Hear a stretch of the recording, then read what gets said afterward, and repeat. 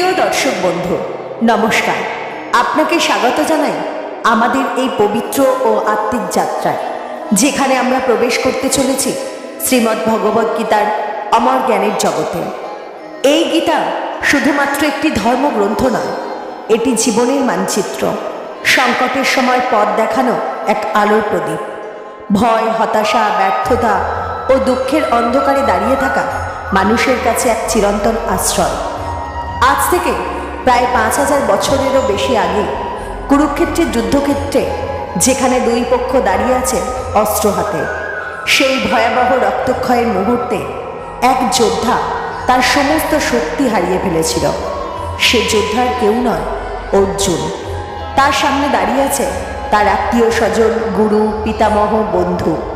সে কাঁপছে, হাত থেকে ধনুক পড়ে যাচ্ছে, সে লড়তে পারছে না, তার মন ভেঙে গেছে। ঠিক সেই মুহূর্তে তার সারথি রূপে দাঁড়িয়ে থাকা ঈশ্বর নিজে, শ্রীকৃষ্ণ, মানুষের ইতিহাসের সবচেয়ে বড় জীবনবোধের শিক্ষা দিলেন। এই শিক্ষাই হল শ্রীমদ্ ভগবদ্ গীতা।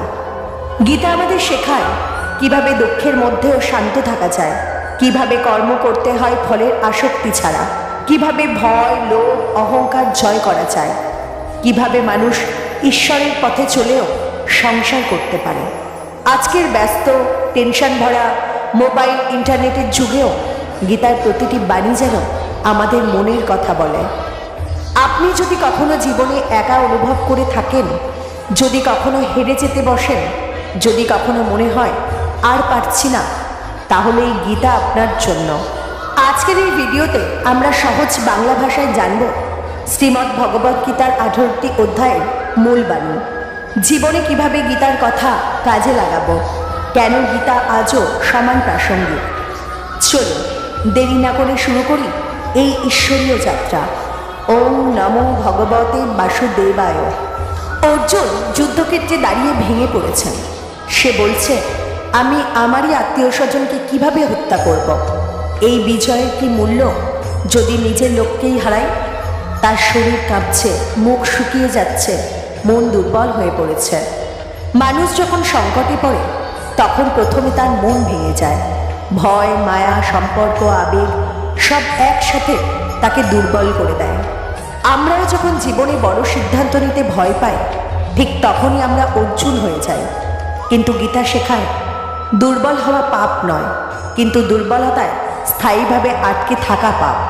শ্রীকৃষ্ণ বলেন, আত্মা কখনো জন্মায় না, আত্মা কখনো মরেও না। দেহ নষ্ট হয় কিন্তু আত্মা অমর, তাই মৃত্যু ভয় অর্থহীন। তুমি শুধু কর্ম করো, ফল আমার হাতে ছেড়ে দাও। আসক্তি থেকেই দুঃখ জন্মায়, লোভ থেকেই অশান্তি আসে, ফলের আশা ছাড়া কাজ করলেই মন শান্ত হয়। আমরা যদি শুধু সাফল্যের ফল নিয়ে ভাবি, তাহলে কাজের আনন্দ নষ্ট হয়ে যায়।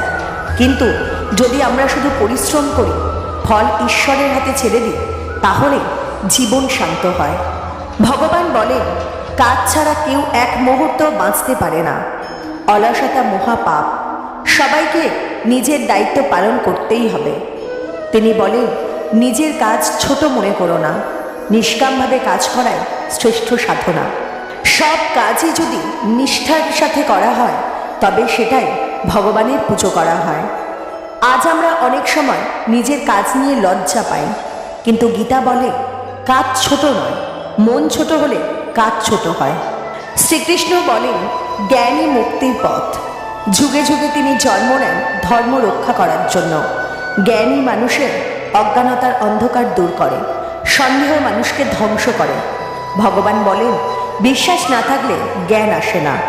যে প্রশ্ন করে সে জ্ঞান পায়, যে অহংকার করে সে অন্ধ হয়।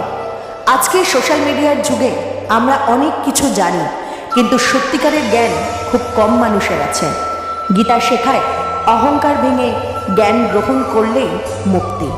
অর্জুন শ্রীকৃষ্ণকে প্রশ্ন করেন, কর্ম করব না কর্ম ত্যাগ করব? সংসার করলে কি মোক্ষ অসম্ভব? শ্রীকৃষ্ণ বলেন, কর্মযোগ এবং সন্ন্যাস দুটোই ভালো, কিন্তু কর্মযোগ সাধারণ মানুষের জন্য শ্রেষ্ঠ। যিনি আসক্তিহীন হয়ে কাজ করেন, তিনিই প্রকৃত সন্ন্যাসী। মানুষ কর্ম ছাড়া থাকতে পারে না, কিন্তু কর্মকে যদি ঈশ্বরের উদ্দেশ্যে করা যায় তবে সেই কর্মই তাকে মুক্তির পথে নিয়ে যায়। যে মানুষ প্রশংসায় ফুলে ওঠে না, নিন্দায় ভেঙে পড়ে না, সুখে অহংকারী হয় না, দুঃখে হতাশ হয় না, সেই প্রকৃত যোগী। আমরা সবাই সংসারে আছি, চাকরি করছি, ব্যবসা করছি, পরিবার চালাচ্ছি। গীতা বলে এর মধ্যেই মুক্তির রাস্তা আছে। শুধু দরকার আমি করছি এই অহংকার ছেড়ে ভগবান আমার দিয়ে করাচ্ছেন এই ভাবানা। ভগবান বলেন মানুষের সবচেয়ে বড় শত্রু হলো তার নিজের মন। মন কখনো শান্ত, কখনো অস্থির, কখনো ভয় দেখায়, কখনো লোভ দেখায়। তাই ধ্যানের কথা উঠে আসে। যোগী একান্তে বসবে, সংযমী জীবনযাপন করবে, মনকে বারবার ঈশ্বরের দিকে ফেরাবে, ধৈর্যের সাথে মনকে বশে আনবে। অর্জুন বলেন, হে কৃষ্ণ, মনকে নিয়ন্ত্রণ করা তো বাতাসে ধরার মতো কঠিন। শ্রীকৃষ্ণ বলেন, হ্যাঁ অবশ্যই কঠিন, কিন্তু অভ্যাস আর বৈরাগ্য থাকলে সেটা সম্ভব। প্রতিদিন একটু একটু করে মনকে শুদ্ধ করতে হবে। একদিনে সব হবে না, পড়ে গেলে আবার উঠে দাঁড়াতে হবে। আজ আমরা সারাদিন মোবাইল, চিন্তা, দুশ্চিন্তায় ডুবে থাকি। মন যেন আমাদের নয়, আমরা মনের দাস। কিন্তু ধ্যান শেখায় মনকে বন্ধু বানাতে হয়, শত্রু নয়। ভগবান শ্রীকৃষ্ণ বলেন, এই জগৎ আমার থেকেই সৃষ্টি। আমি জল, আমি আলো, আমি বাতাস, আমি সমস্ত প্রাণের প্রাণ। হে অর্জুন, আমার স্মরণে যে আসে তাকে আমি কখনো ত্যাগ করি না। মানুষ চারভাবে ভগবানের কাছে যায়। দুঃখী মানুষ, অর্থ যে চাইছে সেই মানুষ, জ্ঞানী মানুষ আর জিজ্ঞাসু মানুষ। কিন্তু জ্ঞানী মানুষই শ্রেষ্ঠ। অধিকাংশ মানুষ বিপদে পড়লে ঈশ্বরকে ডাকে, বিপদ কেটে গেলে ঈশ্বরকে ভুলে যায়। আমরা অনেক সময় ঈশ্বরকে ব্যবহার করি, প্রয়োজন আছে বলেই ডাকি। কিন্তু প্রকৃত ভক্ত সেই যে সুখে দুঃখে সবসময় ঈশ্বরের সাথে থাকে। শ্রীকৃষ্ণ বলেন, মৃত্যুর সময় মানুষ যাকে স্মরণ করে পরজন্মেও সে তার কাছেই ফিরে যায়। যে সারা জীবন ভগবানের স্মরণে থাকে সে মৃত্যুর সময়ও ভগবানকেই স্মরণ করে। আর যে সারা জীবন শুধু টাকা, লোভ, দেহ এইসব নিয়ে ভাবে সে মৃত্যুর সময়ও সেই চিন্তাতেই থাকে। ভগবান বলেন, আমাকে স্মরণ করে যে দেহ ত্যাগ করে সে আর সংসারে ফিরে আসে না। মৃত্যুই শেষ নয়, মৃত্যু হলো এক নতুন যাত্রার শুরু। আমরা সারাদিন কী নিয়ে ভাবছি সেটাই ঠিক করে আমাদের ভবিষ্যৎ। আজ যদি মন খারাপ, হিংসা, লোভে ভরা থাকে আগামীর জীবনও তেমন হবে। কিন্তু আজ যদি ভগবান, ভালোবাসা, সত্য থাকে ভবিষ্যৎও সুন্দর হবে। ভগবান বলেন, আমি সমস্ত জীবের মধ্যে উপস্থিত, কিন্তু সবাই আমাকে চিনতে পারে না। যে সহজ মনে আমাকে ভজে আমি তার সব দুঃখ কেড়ে নিই। তিনি বলেন, হে অর্জুন, তুমি যা করো, খাও, দাও, বলিদান করো, সবই আমার উদ্দেশ্যে করো। এটাই প্রকৃত ভক্তি। বড় পুজো নয়, দামি ফুল নয়, খাঁটি মনই আসল পূজা। তিনি বলেন, একটি তুলসী পাতাও যদি ভালোবাসা দিয়ে দাও আমি তা গ্রহণ করি। ভগবান ধন চান না, লোক দেখানো পুজো চান না।